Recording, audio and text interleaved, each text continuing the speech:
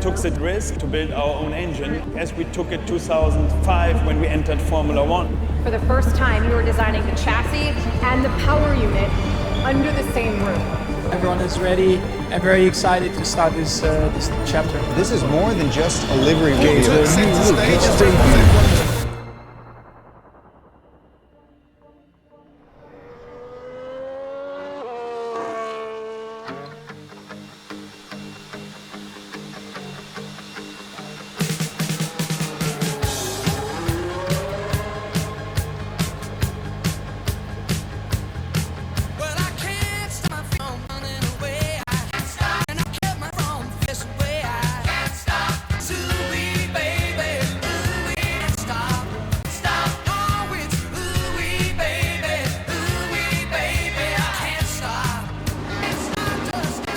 You know, to be in the game today, meaning to be running with that level of consistency, the dominating feeling is one of being incredibly proud of everyone back in Milton Keynes. What has been achieved is nothing short of historical.